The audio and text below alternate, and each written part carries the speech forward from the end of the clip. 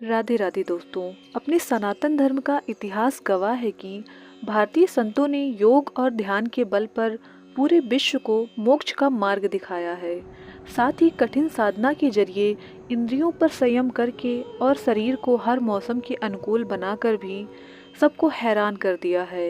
यही वजह है कि योग, तप, ध्यान, अध्यात्म के मामले में भारत का स्थान हमेशा शीर्ष पर रहा है। यहाँ योग, तप, मोक्ष की शक्तियों के बारे में जानने व इनको सीखने के लिए विश्व के कोने कोने से लोगों का आगमन होता रहता है। इसी क्रम में हम आपको मध्य प्रदेश के एक ऐसे संत के बारे में बताने जा रहे हैं जिनकी एक झलक पाने के लिए न सिर्फ देश बल्कि विदेशों से भी भक्तों का आगमन होता है। हम बात करने जा रहे हैं सियाराम बाबा की। आइए जानते हैं बाबा जी के मनमोहक किस्से, जिनको सुनकर आप भी हैरान हो जाएंगे।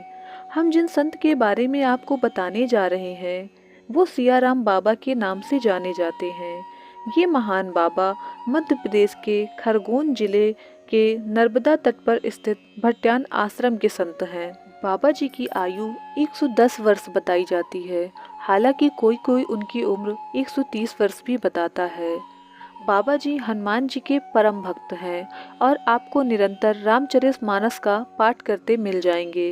ऐसा माना जाता है कि सियाराम बाबा का जन्म महाराष्ट्र के मुंबई में हुआ था और उन्होंने 7वीं 8वीं कक्षा तक पढ़ाई भी की है।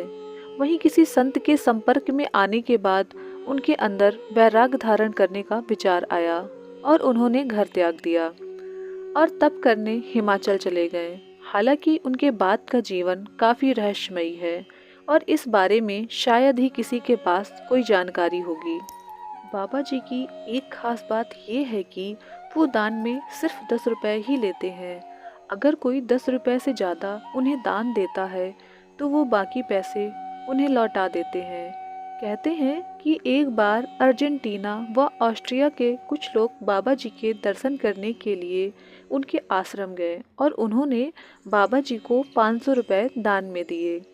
लेकिन बाबा जी ने सिर्फ 10 रुपये लेकर बाकी पैसे उन्हें लौटा दिए। इन सब चीज़ों के अलावा बाबा जी समाज कल्याण में भी अपना योगदान देते हैं। मीडिया की माने तो बाबा जी ने नर्मदा घाट की मरम्मत और बारिश से बचने के लिए 3 सेट बनवाने में 2 करोड़ 57 लाख रुपए दान में दिए थे। अब आप सब सोचेंगे कि अगर बाबा जी 10 रुपए से ज़्यादा दान नहीं लेते तो उनके पास ये पैसे कहाँ से आए। हम आपको बताते हैं। बाबा जी को ये धनराशि उनके आश्रम के डूब के रूप में मुआवजे के तौर पर सरकार द्वारा दी गई थी। यही नहीं, बाबा जी ने एक निर्माणाधीन मंदिर के शिखर निर्माण के लिए 5 लाख की धनराशि भी दान की थी। ठंडी हो या गर्मी, सियाराम बाबा जी आपको हर वक्त एक सफ़ेद लंगोट में ही नजर आएंगे। ध्यान, साधना, तप के बल पर उन्होंने अपने शरीर को मौसम के अनुकूल बना लिया है। इसीलिए कड़ाके की ठंड हो या हो तेज धूप, वो हर मौसम में स्थिर रहते हैं।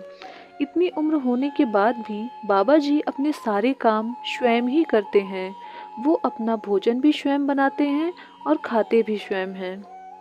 आइए जानते हैं बाबा जी के नाम के पीछे की एक दिलचस्प कहानी। कहते हैं बाबा ने 12 वर्षों तक मौन धारण करके रखा हुआ था। वही जब 12 वर्षों बाद उन्होंने अपना मुख खोला तो उनके मुख से पहला शब्द निकला सियाराम। इस वजह से बाबा जी के गांव के लोगों ने उनका नाम सियाराम ही रख दिया और अब बाबा जी को पूरी दुनिया सियाराम के नाम से ही जानती है। इतना ही नहीं, बाबा जी ने 10 वर्षों तक खड़ेश्वर तप भी किया। ये एक कठिन तप होता है जो हर किसी के बस की बात नहीं है। इसमें तपस्वी को सोने से लेकर दिन भर के सारे काम खड़े रहकर ही करने होते हैं। ये सब बाबा जी की तप योग साधना से ही संभव हो पाया। कहते हैं बाबा जी के खड़ेश्वर तप के दौरान नर्मदा नदी में बाढ़ आ गई थी और पानी बाबा जी की नाभि तक आ गया था। लेकिन बाबा जी बिना घबराए अपनी जगह पर स्थित बने रहे थे। बाबा जी अपने सहज ज्ञान तथा सरल व्यवहार से हर किसी का मन मोह लेते हैं। बाबा जी के दर्शन मात्र से भक्तों की धारणा मजबूत हो जाती है। बाबा जी का जर्जर शरीर, झुर्रियों से भरी त्वचा, मानो जैसे हड्डियों ने त्वचा को खुद में लपेट रखा हो। इन सब पर सूर सा तेज चेहरा, तेजस्वी आंखें जो किसी को भी अपनी ओर आकर्षित कर लें।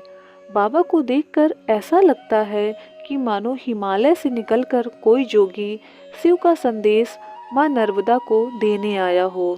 बाबा जी का मानना है संसार में कोई किसी का साथी नहीं है, हर किसी का साथी उसका कर्म होता है। हर कोई अपना कर्म खुद लेकर आता है और अगले जन्म के कर्म खुद बनाता है। कर्म को साथी मानने वाले महान तपस्वी बाबा जी भट्टान आश्रम 70 साल पहले आए थे। तब ये गांव बहुत छोटा था और हर साल माँ नर्मदा की बाढ़ में डूब भी जाया करता था। डूबने का ये सिलसिला आज भी जारी है। सारे गांव वाले मानसून के समय इस गांव को छोड़ देते हैं, लेकिन बाबा जी हर समय अपने आश्रम में ही रहते हैं। लोगों का मानना है कि यही बाढ़ का वो क्षण होता है जब बाबा सिया राम माँ नर्मदा से तर्क करते हैं। बाबा जी नर्मदा घाट पर छोटी कुटिया बनाकर रहते हुए राम नाम में ऐसे लीन हुए कि 12 वर्षों तक कुछ बोले ही नहीं। 12 वर्षों के लिए जैसे बाबा जी पूरी तरह से इस दुनिया को छोड़कर राम नाम की दुनिया में खो गए थे। 12 वर्षों बाद जब बाबा जी बोले तो बोले सिया राम। जो भी लोग बाबा जी के पास अपने दुख दर्द लेकर पहुंचते हैं, बाबा जी उन सभी को रास्ता बताते हैं। किसी भक्त ने बाबा जी से पूछा, इस संसार में मोह माया काम को कैसे छोड़ें? तो बाबा जी ने बताया, इस संसार में सबसे बड़ा असर संगत का होता है। लोग जैसी संगत में रहते हैं वैसे ही हो जाते हैं।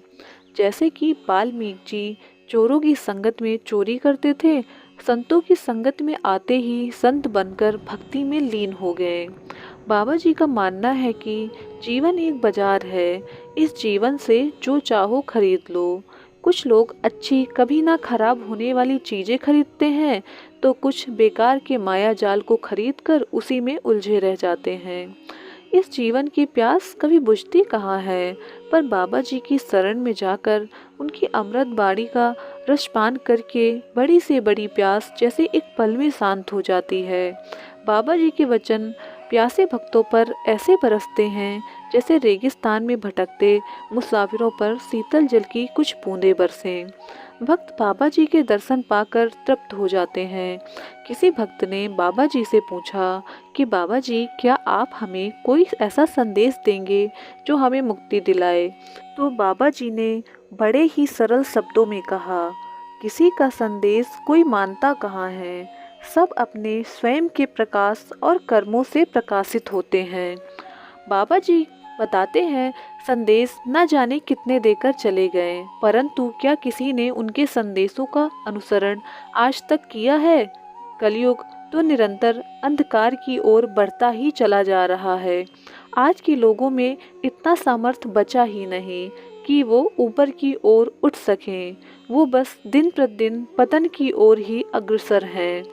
तप, कर्म, अध्यात्म, मोक्ष जैसे दिन प्रतिदिन दम तोड़ रहा है। लालच, काम, ईर्ष्या, घृणा जैसे दिन प्रतिदिन हर किसी के मन में पनपती जा रही है। इस दुनिया में कोई किसी को मार्ग नहीं दिखा सकता है जब तक उसके कर्म तथा उसके अंदर का प्रकाश उसे स्वयं न प्रकाशित करे। बाबा जी का कहना है, किसी भी प्राणी को उसके कर्म ही मोक्ष दिला सकते हैं। वहाँ के रहने वाले लोगों से पता चला कि बाबा जी किसी भी दीप को बिना माचिस के ही प्रज्वलित कर देते हैं। बाबा जी के चेहरे में एक अलग ही तेज देखने को मिलता है, एक ऐसा तेज जो इस दुनिया का है ही नहीं, जो किसी के जीवन का अंधकार मिटा दे। बाबा का असली नाम कोई भी नहीं जानता है। उनके गुरु, उनकी तपस्थली आज भी गोपनीय है। हिमाचल में तप के दौरान क्या क्या हुआ ये भी कोई नहीं जानता, ना ही बाबा ने कुछ बताया है। वो नर्मदा घाट पर बड़ी ही सरलता से अपना जीवन यापन कर रहे हैं और हमेशा भगवान श्री राम तथा हनुमान जी की भक्ति में लीन रहते हैं। ऐसे ही महान तपस्वी, निर्मोही तथा तेजस्वी संतों की गाथा सुनने के लिए हमारे चैनल कलश कथाएं को सपोर्ट करें। धन्यवाद।